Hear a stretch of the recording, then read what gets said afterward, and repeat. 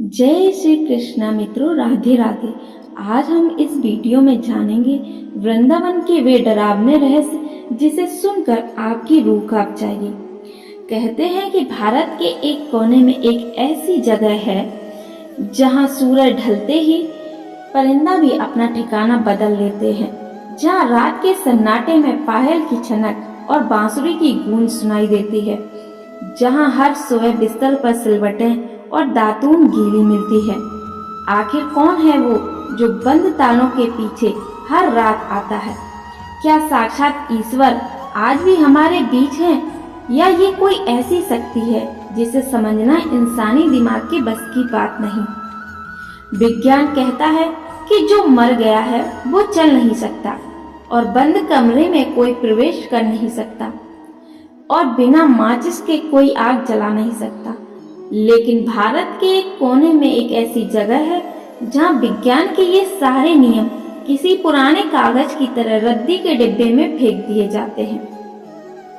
तो मित्रों, तैयार हो जाइए, क्योंकि आज वृंदावन की इन गलियों में हम सिर्फ दर्शन करने नहीं बल्कि उस सच का सामना करने आए हैं जिसे सुनकर आपकी रूह कांप जाएगी। सोचिए उस निधि वन के बारे में जिसे लोग सिर्फ एक जंगल समझते हैं, लेकिन वीडियो में हम आगे आपको बताएंगे कि क्यों रात को यहाँ बंदर और पक्षी भी अपनी जगह छोड़ देते हैं। निधि वन में ऐसा क्या दिखता है उन्हें जो हमारी आंखें नहीं देख सकती? आखिर ऐसा क्या है इस वन में जहाँ जिसने भी रात रुकने की कोशिश की या तो वह गायब हो गया या फिर वह बोलने की हालत में ना रह सका और पागल हो गया। इस वीडियो में हम आपको लेकर चलेंगे निधि वन के पास मौजूद उस रंग महल में जहां पुजारियों के द्वारा 7 ताले लगाने के बावजूद भी मंदिर के अंदर परिंदा भी पर नहीं मार सकता, लेकिन फिर वहीं सुबह दातून गीली मिलती है और ना जाने कौन रात को आकर पान चबा जाता है और पलंग की चादर पर वो सिलवटें कौन छोड़ जाता है। क्या सच में भगवान रंग महल में आज भी सोने आते हैं? और क्या आपने कभी उस सोने के स्तंभ गोल्ड पिलर को देखा है जो रंगनाथ मंदिर के आंगन में खड़ा है?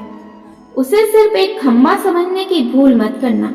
आखिर क्यों कहा जाता है कि इस स्तंभ के जरिए ही देवताओं को धरती पर आने का सिग्नल भेजा जाता है? और क्या आपने कभी ऐसी आग देखी है जो पिछले 500 सालों से लगातार जल रही हो? जी हाँ, 500 साल पुरानी आग दोस्तों। वृंदावन के मंदिर में आज भी वह आग मौजूद है जिसे जलाने के लिए कभी माचिस का इस्तेमाल ही नहीं किया गया। आखिर ये कैसे संभव है? और इतिहास का सबसे बड़ा सवाल, गोविंद देव जी का मंदिर क्या सच में एक 7 मंजिला इमारत को भूतों ने सिर्फ एक ही रात में बनाकर खड़ा कर दिया था, या ये सिर्फ एक अफवाह है? आज इस वीडियो में हम सुनी सुनाई बातों पर नहीं बल्कि आंखों देखे सबूतों पर बात करेंगे। हर रहस्य की तह तक जाएंगे और जानेंगे कि आखिर वृंदावन की इन गलियों में वह कौन सी अदृश्य शक्ति है जो आज भी अपने होने का एहसास दिलाती है। अगर आपके मन में भी ये सवाल उठ रहे हैं, ये कैसे मुमकिन है, तो अगले 15 मिनट अपनी नजरें स्क्रीन से मत हटाइएगा, क्योंकि आज आपको ऐसे जवाब मिलने वाले हैं जो शायद आपने पहले कभी नहीं सुने होंगे। जय श्री कृष्ण मित्रों, मैं रूबी आपका स्वागत करती हूँ आपके अपने चैनल कथाओं के सागर में। अगर आपको सनातन धर्म की ऐसी ही रहस्यमय और ज्ञानवर्धक कथाएं सुनना पसंद है तो अभी कथाओं के सागर को सब्सक्राइब करें और जय श्री हरि लिखकर अपनी आस्था को प्रकट करें और घंटी जरूर दबाएं ताकि हर पवित्र कथा सबसे पहले आप तक पहुंचे। तो चलिए शुरू करते हैं रहस्यों का ये अलौकिक सफर। दोस्तों, कहते हैं कुछ शहर बनाए जाते हैं और कुछ शहर ढूंढे जाते हैं। वृंदावन उन शहरों में से है जो अचानक इतिहास में उभर कर नहीं आया, बल्कि लीलाओं के साथ हजारों साल से अपनी एक अलग पहचान बनाए हुए है। वृंदावन का मतलब तुलसी देवी का पवित्र जंगल है। यह वही स्थान माना जाता है जहाँ श्री कृष्ण ने पहली बार बांसुरी बजाई, पहली बार राधा ने मुस्कुराकर जवाब दिया और पहली बार रास लीला का दिव्य नृत्य हुआ। लेकिन क्या आप जानते हो, आज जो वृंदावन हम देखते हैं वो श्री कृष्ण के समय में ऐसा बिल्कुल नहीं था। ये वृंदावन एक घना रहस्यमय जंगल था, जहाँ हजारों तरह के फूल, अनजाने परिंदे और दिव्य ऊर्जा भरी रहती थी। वृंदावन का इतिहास गोपनीय, पौराणिक और धार्मिक संदर्भों से बहुत ही प्राचीन है। गोपियों के साथ रासलीला, माखन चोरी, गोवर्धन पर्वत जैसी आदि घटनाओं का साक्षी रहा है ये वृंदावन। वृंदावन का इतिहास भगवान कृष्ण के जीवन से गहराई से जुड़ा हुआ है।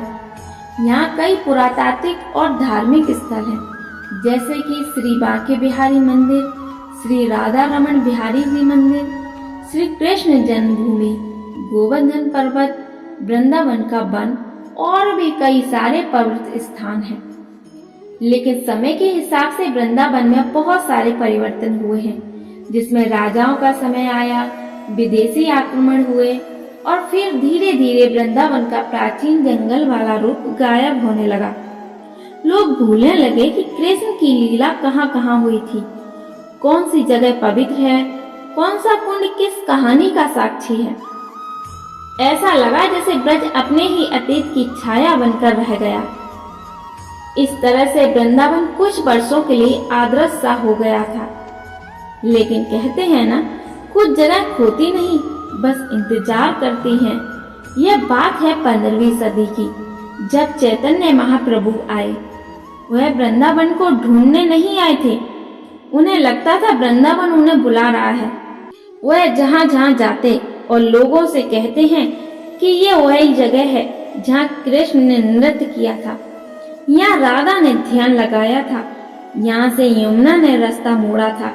और इस तरह धीरे धीरे खोया हुआ वृंदावन फिर से सामने आने लगा। बांके बिहारी प्रकट हुए, राधा रमन का चमत्कार हुआ, सेवा कुंज की पहचान हुई और फिर ब्रज फिर से जीवित हो उठा। आज वृंदावन सिर्फ मंदिरों का शहर नहीं है, यह एक एहसास है, एक अनुभव है, एक ऐसी जगह है जहाँ दिल में बचा हुआ थोड़ा बहुत बचपन फिर से जाग उठता है, जहाँ राधा कृष्ण का प्रेम हवा में घुला हुआ महसूस होता है, जहाँ कोई भी बैठे बैठे रो देता है और रोते रोते हंस भी देता है और अपने भीतर की सारी थकान छोड़ दे। शायद इसीलिए कहते हैं कि वृंदावन बुलाता नहीं बल्कि खींच लेता है। तो चलिए दोस्तों, अब एक एक करके वृंदावन के उन सभी रहस्यों से पर्दा उठाएं जो आज के समय में हर किसी को सोचने पर विवश कर देता है। दोस्तों, वृंदावन में एक ऐसी जगह है, छोटी सी, शांत सी, लेकिन इतनी रहस्यमय कि लोग भी आज उसके बारे में पूरी सच्चाई बताने से डरते हैं। उसका नाम है निधिवन। भगवान कृष्ण की सभी कहानियों और रहस्यों में से सबसे मशहूर और दिलचस्प कहानी है निधिवन की। रास लीला की द्वापर युग से चली आ रही राधा कृष्ण की रास लीला आज भी हर रात निधिवन में जीवित उठती है। लोगों का मानना है कि यहाँ हर रात आरती के बाद श्री कृष्ण, राधा और उनकी गोपियां रास रचाते हैं। लोग कहते हैं जैसे ही आप इस वन में प्रवेश करते हो, एक हल्की सी ठंडक, एक मीठी सी सुगंध और भीतर तक उतरता हुआ सुकून महसूस होता है, जो किसी सामान्य जंगल में कभी नहीं मिलता। मानो कोई अदृश्य शक्ति आपके चारों तरफ सुरक्षा का घेरा खींच ले।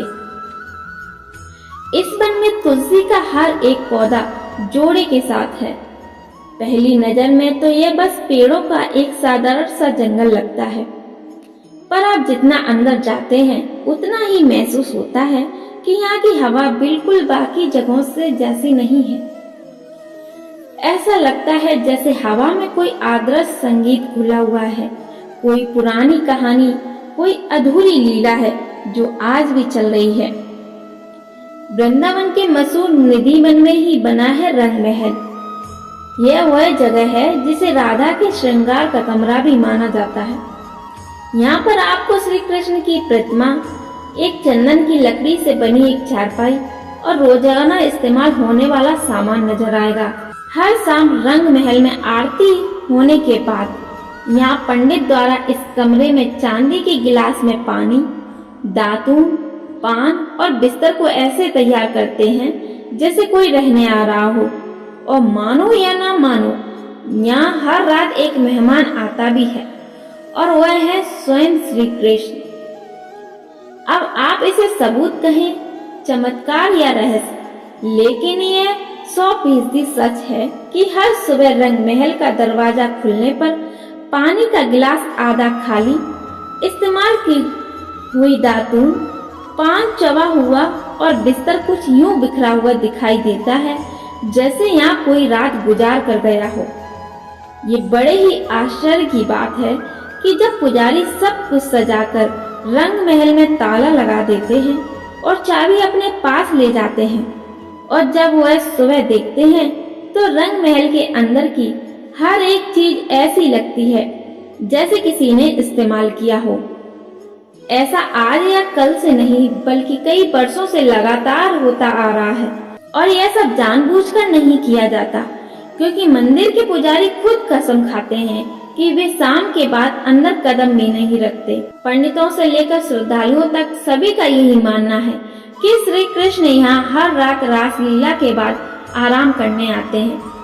कई न्यूज चैनलों ने रात रुककर रंग महल के सच को जानने की कोशिश की है, और उन्होंने भी वही देखा जो कई वर्षों से होता आ रहा है। माना जाता है कि यहाँ श्री कृष्ण शयन के लिए प्रतिदिन आते हैं। भगवान सोने के लिए यहाँ मंदिरों के पुजारियों के द्वारा रोज पलंग लगाए जाते हैं। इसके साथ उनके कमरे में साफ सुथरी गद्दी और बिस्तर के साथ साथ उसके ऊपर चादर बिछाते हैं। हर कृष्ण भक्त के लिए यह मंदिर काफी अहम है। अपने जीवन काल में हर कृष्ण भक्त यहाँ एक बार जरूर आना चाहता है। निधिवन के पेड़ भी किसी साधारण पेड़ों की तरह सीधे नहीं खड़े। यहाँ हर पेड़ टेढ़ा, झुका हुआ और 2-3 गुच्छों में लिपटा है, जैसे कोई जोड़ा हाथ में हाथ डाले खड़ा हो। लोग कहते हैं कि ये पेड़ वास्तव में गोपियां हैं जो रात होते ही राधा कृष्ण की रास लीला में शामिल होती हैं। इंसान की आंखें इन्हें पेड़ देखती हैं, पर इनका असली रूप कुछ और ही है। चाहे कोई इन पेड़ों को काटने की कोशिश भी करे, लेकिन वो उन्हें काट नहीं सकता। पेड़ कभी भी सूख कर गिर नहीं पाते, जैसे किसी आदर्श शक्ति ने इनको सुरक्षा दे रखी हो। सबसे डरावनी और चौंकाने वाली बात यह है कि निधिवन में रात को कोई रुक नहीं सकता। और यह सिर्फ मान्यता नहीं है, कई ऐसे किस्से हैं जिनमें लोग जिज्ञासा में रात में छुपकर बैठ गए, लेकिन सुबह मिले ही नहीं, और जो मिले उनमें से कुछ पागल हो गए, कुछ बेहोश मिले और कुछ तो वापस लौटे ही नहीं। लोग कहते हैं कि जो भी रासलीला को देखने की कोशिश करता है वह उस दुनिया में नहीं रहता। शायद इसीलिए यहाँ रात में ताला लगते ही पूरा इलाका फौरन खाली हो जाता है।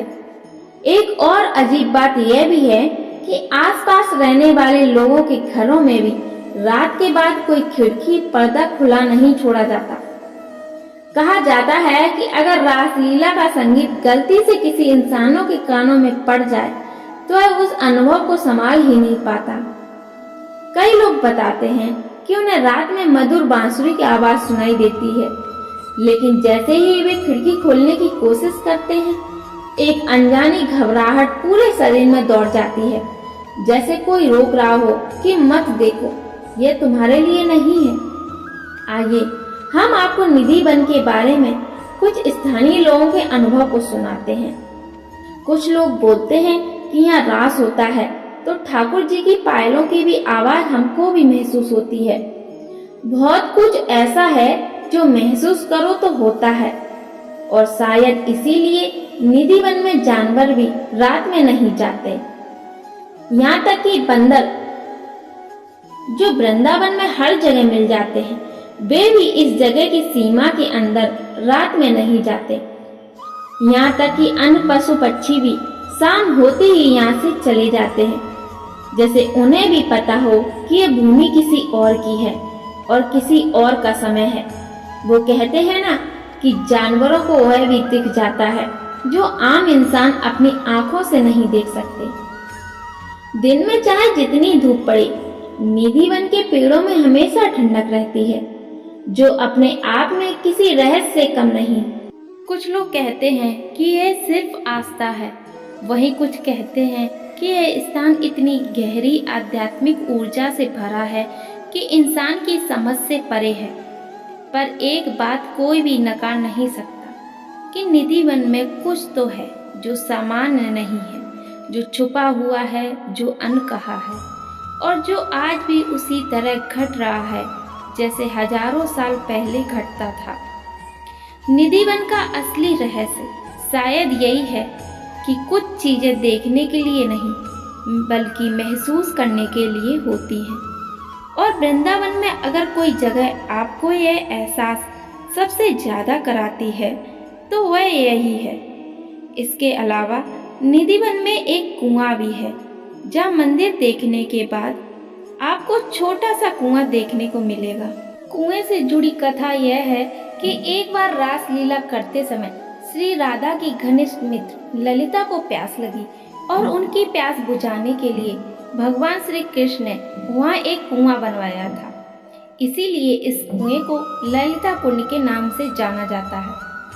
ऐसा माना जाता है कि जो भी भक्त इस कुंड के पानी में स्नान करता है उसके सभी पाप धुल जाते हैं। चलिए दोस्तों, अब हम निधि वन के रहस्यों को जानने के बाद आपको वृंदावन की भूत गली में लेकर चलते हैं। भूत गली का नाम सुनते ही हमारे दिमाग में डरावनी छवियां उभरने लगती हैं, पर वास्तव में यह गली किसी भूत प्रेत या डरावने अनुभव के लिए नहीं बल्कि भगवान शिव की उपस्थिति और उनकी आस्था के कारण जानी जाती है। मानता है कि जब श्री कृष्ण ने राधा रानी और गोपियों संग निधि वन में महारास रचाया, तब उसकी मधुरता और दिव्यता को देखने की इच्छा भगवान शिव को हुई थी। कैलाश से सीधे वृंदावन के लिए प्रस्थान करते समय उनके पीछे उनके गढ़ और भूत पिशाच भी चल पड़े, क्योंकि बिना भगवान शिव के वे लोग कैलाश पर नहीं रहते थे। भगवान शिव भी अपने गढ़ों और भूत पिशाचों से बहुत प्रेम करते थे, इसलिए उन्हें मना भी नहीं कर सकते थे। तब भगवान शिव ने भूत गणों को एक गली में प्रतीक्षा करने के लिए छोड़ा था, क्योंकि रास लीला में केवल गोपी स्वरूप में ही प्रवेश करना संभव था। शिव जी ने अपनी सेना को वृंदावन की एक सकरी गली में रुकने का आदेश दिया और स्वयं गोपी रूप धारण कर रास लीला में शामिल हो गए। जब तक शिव जी महारास में लीन रहे, उनके भूतगण उसी स्थान पर खड़े खड़े उनकी प्रतीक्षा करते रहे जिस जगह भगवान शिव ने अपने भूतगणों को प्रतीक्षा में छोड़ा था। वही स्थान आज भूत गली के नाम से जाना जाता है। यह नाम उस समय से चला आ रहा है जब भगवान शिव ने अपने गणों को वहां रुकने का आदेश दिया था। जब रात समाप्त हुआ और सुबह होने लगी, तब शिव जी ने अपना गोपी रूप त्याग कर उस गली में वापस आकर अपने गणों को बुलाया। पर उस रात की ऊर्जा इतनी तीव्र थी कि कहते हैं कि कुछ गण आज भी उस गली में सूक्ष्म रूप से मौजूद हैं। भूत गली वास्तव में कोई डरावना या वीरान स्थान नहीं है। यह गली लाल बागो मंदिर से बंसी बट की ओर जाने वाले मार्ग पर ब्रह्मचारी मंदिर के ठीक सामने स्थित है। यहाँ स्थानीय लोग सामान्य रूप से रहते हैं और दैनिक जीवन चलता है। दोस्तों, क्या आप कभी इस वृंदावन की भूत गली में गए हैं? अगर गए हैं तो अपने अनुभव को कमेंट में जरूर साझा करें ताकि लोग भी जान पाएं। दोस्तों, आपको जानकर ये हैरानी होगी कि वृंदावन के अंदर एक मंदिर ऐसा है जिसे भूतों का मंदिर कहा जाता है, जिसका नाम है गोविंद देव जी मंदिर। इस मंदिर में भगवान श्री कृष्ण और राधा रानी स्थापित हैं। कुछ लोगों का कहना है कि भूतों ने एक ही रात में इस मंदिर की कई मंजिलों का निर्माण कर दिया था, लेकिन फिर काम को अधूरा छोड़कर वे वृंदावन से चले गए। लेकिन दोस्तों, जानकारी के लिए आपको बता दें कि ये सिर्फ ग्रामीण लोगों द्वारा बनाई गई बातें हैं, जबकि इस मंदिर का निर्माण जयपुर के राजा मानसिंह ने करवाया था। वृंदावन के ये गोविंद देव मंदिर केवल एक मंदिर नहीं, इसका नाम भूत गली डर या अंधविश्वास के कारण नहीं पड़ा, बल्कि इसका नाम पौराणिक मान्यताओं के कारण पड़ा है।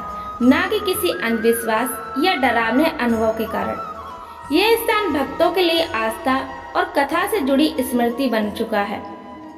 वृंदावन की ये गली आज भी उन भक्तों के लिए एक विशेष आकर्षण का केंद्र बनी हुई है जो भगवान शिव और श्री कृष्ण की लीलाओं में श्रद्धा रखते हैं। भूत गली केवल एक नाम है, लेकिन इसके पीछे छिपी कथा वृंदावन की आध्यात्मिक धरोहर को और भी समृद्ध बनाती है, बल्कि वास्तुकला और इतिहास का एक अद्भुत नमूना है। इसे उत्तर भारत के सबसे शानदार मंदिरों में से एक माना जाता है। आज ये मंदिर केवल 3 मंजिल का दिखाई देता है, लेकिन मूल रूप से यह मंदिर 7 मंजिल ऊंचा हुआ करता था। कहा जाता है कि इस मंदिर के शिखर पर जलने वाला दीपक इतना ऊंचा और चमकीला हुआ करता था कि उसकी रोशनी आगरा तक दिखाई देती थी। अगर इस मंदिर के इतिहास पर नजर डालें तो पता चलता है कि औरंगजेब को इस मंदिर की भव्यता बर्दाश्त नहीं हुई, इसलिए वह इस मंदिर की मूर्ति को नष्ट करने पहुंचा। लेकिन उसे मंदिर के गर्भगृह में ठाकुर जी की मूर्ति नहीं मिली, तो इससे तिलमिलाकर उसने मंदिर को तोड़ने का आदेश दिया। उसकी सेना ने ऊपर की 4 मंजिलें तोड़ दी, लेकिन जब वे तोड़ने लगे तो कहा जाता है कि मंदिर गड़गड़ाहट के साथ हिलने लगा, जिसे डरकर सेना भाग गई। तब से यह मंदिर खंडित अवस्था में ही खड़ा है। राजा मानसिंह के समय इस मंदिर के निर्माण में 1 करोड़ रुपए खर्च हुए थे, जो आज के समय हजारों करोड़ रुपए जितने होते हैं। चलिए दोस्तों, अब हम भूत गली के बाद वृंदावन के रंगनाथ मंदिर के रहस्यों के बारे में जानते हैं। दोस्तों, वृंदावन का रंग जी मंदिर देखने में जितना भव्य है, उतना ही रहस्यों से भरा हुआ है। बाहर से यह तो एक साधारण साउथ इंडियन स्टाइल का मंदिर लगता है, लेकिन जैसे जैसे आप इसके अंदर कदम रखते हैं, वैसे वैसे यह एहसास होता है जैसे किसी दूसरी ही दुनिया में आ गए हैं। वृंदावन की गलियों में कहते हैं कि इस मंदिर के पत्थरों में भी कहानी सांस लेती है, और उसी कहानी में छुपा है इसका असली रहस्य। कहते हैं कि रंगजी मंदिर कोई साधारण मंदिर नहीं है। इसे बनवाते समय साउथ इंडियन आर्किटेक्ट और नॉर्थ इंडियन शिल्पकारों को एक साथ लाया गया था, ताकि वृंदावन में एक ऐसा मंदिर बने जो खुद भगवान के वैकुंठ लोक की झलक दिखाए। इसीलिए इसके भीतर द्रविड़ और नागारा दोनों शैली का मिलाप है। लोग कहते हैं कि ये शैली का मिश्रण खुद एक संकेत है, संकेत कि भगवान हर रूप में, हर दिशा में, हर परंपरा में विराजते हैं। और सबसे बड़ा रहस्य यहाँ की गुप्त परिक्रमा, जिसे आम लोग सिर्फ परिक्रमा समझकर निकाल देते हैं। लेकिन पुराने पंडित कहते हैं कि जब आप इस परिक्रमा को सूर्यास्त के बाद करते हो, तो मंदिर की दीवारों से हल्की सी घंटियों की आवाज आती है। कोई कहता है कि यह हवा की आवाज है, लेकिन वृंदावन में रहने वाले श्रद्धालु कहते हैं कि ये देवताओं की उपस्थिति का संकेत है। इस मंदिर का दूसरा रहस्य है इस मंदिर का ध्वज स्तंभ, जो वृंदावन का सबसे ऊंचा सोने से मढ़ा हुआ स्तंभ है। इस स्तंभ को सोने के स्तंभ के नाम से भी जाना जाता है, लेकिन यह पूरी तरह से सोने का बना हुआ नहीं है। यह खंभा मुख्य रूप से चंदन की लकड़ी का बना हुआ है। इसके ऊपर तांबे की परत चढ़ाई गई है और अंत में उस पर सोने का पानी चढ़ाया गया है। कहते हैं कि यह स्तंभ सिर्फ प्रतीक नहीं, बल्कि एक आवाहन द्वार है। जब भी मंदिर में ब्रह्मोत्सव या कोई बड़ा आयोजन होता है, तब इस ध्वज के माध्यम से देवलोक को संदेश भेजा जाता है कि भगवान स्वयं पृथ्वी पर लीला देखने आए। रंगजी मंदिर का एक और रहस्य है यहाँ की रथ यात्रा, जिसमें भगवान का रथ मनुष्य नहीं, बल्कि परंपरा के अनुसार विशेष मंत्रों से जागृत किए गए अदृश्य रक्षक खींचते हैं। मंदिर के सेवादार कहते हैं कि अक्सर रथ इतनी तेजी से आगे बढ़ता है कि ये मनुष्यों की ताकत भर से ये संभव ही नहीं होता। कई बार तो लोग हाथ लगाकर भी छोड़ देते हैं, लेकिन रथ वैसे ही चलता रहता है जैसे किसी अदृश्य शक्ति ने पकड़ रखा हो। वृंदावन का रंगनाथ मंदिर केवल अपने सोने के खम्भे के लिए ही नहीं, बल्कि कई अन्य रहस्यों और अनोखी परंपराओं के लिए भी जाना जाता है। यह मंदिर वृंदावन के अन्य मंदिरों से बिल्कुल अलग है। यहाँ पूजा करने वाले पुजारी स्थानीय ब्रजवासी नहीं होते, बल्कि दक्षिण भारत के ब्राह्मण होते हैं, जो पीढ़ियों से यहाँ सेवा कर रहे हैं। यहाँ पूजा वैदिक मंत्रों की जगह तमिल भजनों में भी होती है। इस मंदिर का सबसे बड़ा रहस्य और आकर्षण है इसका देव द्वार। मंदिर के उत्तरी भाग में एक विशेष दरवाजा है, जो साल में 365 दिनों में केवल एक दिन के लिए ही खुलता है। यह दिन होता है देव उठनी एकादशी। ऐसी मान्यता है कि जो भक्त इस दिन इस दरवाजे से निकलकर भगवान के दर्शन करता है, उसे सीधे मोक्ष की प्राप्ति होती है। दोस्तों, अगर आपको यह सफर पसंद आ रहा है तो वीडियो को लाइक जरूर कीजिए। अब चलते हैं वृंदावन के ऐसे मंदिर में जहां आज तक माचिस नहीं जली। दोस्तों, हम सभी जानते हैं कि मंदिरों में माचिस का इस्तेमाल किया जाता है, क्योंकि जब सुबह और शाम की आरती होती है तब उस समय पुजारी माचिस से बाती जलाते हैं। लेकिन वृंदावन में एक ऐसा मंदिर भी मौजूद है जिसमें पिछले 500 सालों से कभी माचिस नहीं जलाई गई। यह बात इसलिए हैरान करती है क्योंकि इस मंदिर में हर रोज भगवान की पूजा भी होती है, उनके आगे दीपक भी जलाया जाता है, धूप बत्ती भी जलाई जाती है और इस मंदिर में समय समय पर हवन भी होता है और रसोई घर में भगवान के लिए हर दिन भोग भी बनाया जाता है। लेकिन इनमें से किसी भी चीज के लिए आज तक इस मंदिर में माचिस नहीं जलाई गई। सुनकर हैरान रह गए ना आप भी? दरअसल यह वृंदावन का श्री राधा रमण मंदिर है, जहाँ हर दिन हजारों की संख्या में भक्त भगवान श्री कृष्ण के राधा रमण स्वरूप के दर्शन करने आते हैं। यह मंदिर लगभग 500 साल पुराना है। बताया जाता है कि राधा रमण लाल जो लगभग 500 साल पहले शालिग्राम शिला से यहाँ प्रकट हुए थे, तभी से इस मंदिर में राधा रमण स्वरूप में कृष्ण जी की पूजा की जाती है। इस मंदिर की स्थापना चैतन्य महाप्रभु के शिष्य गोपाल भट्ट ने की थी। वे नेपाल की गड़की नदी से 12 शालिग्राम शिलाएं लेकर आए थे। 500 ईसा पूर्व में बैसाख पूर्णिमा के दिन एक शालिग्राम शिला ने स्वयं अपना रूप बदल लिया और वह त्रिभंगी यानी 3 जगह से टेढ़े हो गए। टेढ़े होकर भगवान कृष्ण की सुंदर मूर्ति में बदल गई। इसीलिए यह विग्रह स्वयंभू माना जाता है। इस मूर्ति पर कई बार रिसर्च भी की गई है और इस मूर्ति में कहीं भी कोई जोड़ नहीं पाया।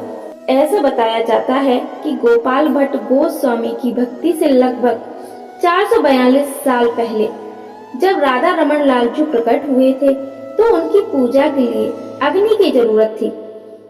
सुबह सुबह का समय था, तब गोपाल भट्ट जी ने ऋग्वेद में जो अग्नि अर्चाएं होती हैं, उन्हीं का पाठ कर हवन किया। लकड़ियों में अग्नि प्रज्वलित की थी। उससे प्रज्वलित हुई अग्नि को इस मंदिर में आज तक रखा गया है। इस अग्नि को ईंधन की मदद से जलाए रखा जाता है और आज तक इस अग्नि से मंदिर की रसोई में भोजन बन रहा है। यानी 500 सालों से प्रज्वलित इस अग्नि को आज तक बुझने नहीं दिया गया। स्वामी गोपाल भट्ट द्वारा शुरू की गई इस प्रथा को आज भी उनके अनुयायी इस मंदिर में चला रहे हैं। इस मंदिर में बनने वाले भोग से लेकर पूजा में प्रयोग किए जाने वाले दीपक तक सब इसी अग्नि से प्रज्वलित किए जाते हैं। गोपाल भट्ट स्वामी जी चैतन्य महाप्रभु के शिष्य थे और वृंदावन का यह श्री राधा रमण मंदिर चैतन्य महाप्रभु के संप्रदाय को ही आगे बढ़ाता है। ऐसी मान्यता है कि राधा रमण मंदिर में जैसे श्री कृष्ण जी की मूर्ति है, हजारों साल पहले जन्मे श्री कृष्ण असल में ऐसे ही नजर आते थे। इस मंदिर में भगवान श्री कृष्ण के साथ राधा रानी की गद्दी की सेवा की जाती है, यानी उनका विग्रह वहाँ नहीं है, लेकिन श्री कृष्ण के पास उनका स्थान बनाकर उस स्थान की पूजा की जाती है। ऐसा माना जाता है कि राधा रानी अब भी लीला कर रही हैं और जब उनकी लीला पूरी हो जाएगी तो वह राधा रमण लालजू के पास विराजमान हो जाएंगे। दोस्तों, चलिए अब हम आपको वृंदावन से लगभग 45 से 50 किलोमीटर की दूर भगवान श्री कृष्ण के घर लेकर चलते हैं। यह एक पहाड़ी नंदेश्वर पर्वत के ऊपर स्थित है, एक विशाल मंदिर है। यहाँ पहुँचने के लिए कई सीढ़ियाँ चढ़नी पड़ती हैं। यह नंदगांव नामक स्थान पर मौजूद है। भगवान श्री कृष्ण का घर वृंदावन से 40 से 45 किलोमीटर की दूरी होने के कारण आपके मन में कोई कंफ्यूजन ना हो, इसलिए आपकी जानकारी के लिए बता दें कि आज हम जिसे वृंदावन कहते हैं वह एक कंक्रीट का शहर है, लेकिन 500 साल पहले यह पूरा इलाका वृंदा यानी तुलसी का वन था। जब हम कहते हैं कि भगवान ने वृंदावन में बचपन बिताया, तो इसका मतलब आज के छोटे शहर से नहीं, बल्कि उस पूरे वन क्षेत्र से है जहाँ वे गाय चराने आते थे। भगवान कृष्ण का बचपन एक ही घर में नहीं बीता। राक्षसों जैसे पूतना, बकासुर आदि के हमलों के कारण नंद बाबा को अपने पूरे कबीले के साथ साथ बार बार जगह बदलनी पड़ती थी। जन्म के बाद शुरुआती 3 से 4 साल वे गोकुल महावन में रहे। जब गोकुल में बहुत उपद्रव होने लगे तो नंद बाबा सब कुछ छोड़कर वृंदावन के जंगलों में आ गए। आज के वृंदावन के बाहरी हिस्से में उन्होंने अपना पड़ाव डाला और कुछ साल यहीं रहे। यही कालिया दमन जैसी लीलाएं हुई। जब वृंदावन के खुले जंगलों में भी राक्षसों का खतरा बढ़ा तो नंद बाबा ने एक सुरक्षित जगह खोजी। उन्होंने वृंदावन से दूर एक पहाड़ी नंदेश्वर पर्वत को चुना, जो ऊंचाई पर था और सुरक्षित भी था। वही जगह आज नंदगांव है। और इसी वीडियो में आपको भगवान कृष्ण के जिस घर के बारे में बता रहे हैं वो यही घर है। भगवान श्री कृष्ण यहीं से अपनी गायों को चराने के लिए वृंदावन जाया करते थे, जो उस समय जंगल था। भगवान श्री कृष्ण का घर सुनने में जितना साधारण लगता है, उतना ही रहस्यों से भरा हुआ है। इसे नंद भवन कहा जाता है। जी हाँ, वही स्थान जहाँ नंद बाबा, यशोदा मैया और बाल कृष्ण रहते थे। लेकिन इसका रहस्य सिर्फ इस बात में नहीं कि कृष्ण यहाँ जन्म से लेकर बचपन तक रहे। असली रहस्य तो यह है कि इस घर में आज भी वही ऊर्जा जीवित रहती है, जहाँ आज भी ऐसा लगता है जैसे जैसे समय यहाँ रुक गया हो, और वही पुरानी लीला की तरंगे दीवारों में कैद होकर आज भी सांसें ले रही हूँ। कहते हैं कि नंद भवन की सबसे अनोखी बात यह है कि ये घर कितने भी तूफान, आंधी या बारिश आए, इसका बाल भी बांका नहीं होता। स्थानीय लोग कहते हैं कि जब चारों तरफ पेड़ पौधे झूमते हैं, तब भी नंद भवन के ऊपर एक आदर्श शांति की परत छाई है, जैसे कोई दिव्य शक्ति इसकी रक्षा कर रही हो। बुजुर्ग बताते हैं कि कृष्ण इसी सीढ़ी से फुर्ती से भागकर बाहर जंगलों में खेलने जाया करते थे। आज भी कई लोग कहते हैं कि कभी कभी इस सीढ़ी से हल्की सी हंसी की आवाज सुनाई देती है, जैसे कोई छोटा बच्चा ऊपर नीचे दौड़ रहा हो। कोई इसे हवा का खेल कहता है, तो कईयों का कहना है कि ये कन्हैया की छाया है जो अब भी खेलती है। लेकिन सबसे बड़ा रहस्य रात के समय सामने आता है। पूरे पहाड़ पर जब अंधेरा उतर जाता है, तब भी नंद भवन की खिड़कियों में एक हल्की सी उजली चमक दिखाई देती है। कोई दीपक नहीं, कोई इंसान भी नहीं, फिर भी एक मध्यम सी रोशनी हमेशा बनी रहती है। कहते हैं कि जो भी पहली बार इस घर में जाता है, उसे एक अजीब सा खिंचाव महसूस होता है, जैसे कोई अंदर से आवाज दे रहा हो। कई भक्तों ने बताया कि घर से निकलते समय ऐसे लगता है कि कोई पीछे से पुकार रहा हो। जो भी नंद भवन आता है, किसी न किसी तरह जीवन में एक बार यहाँ जरूर लौट कर आता है। यही इस घर का असली जादू है। यह सिर्फ कृष्ण का घर नहीं, बल्कि एक जीवित ऊर्जा का स्थान है, जहाँ भक्त का मन नहीं, उसकी आत्मा लौट कर आती है। मित्रों, वृंदावन बुलाता नहीं है, बल्कि खींच लेता है। यहाँ का कड़ कड़ चिल्ला कर कहता है कि तर्क जहाँ खत्म होता है, श्रद्धा वहीं से शुरू होती है।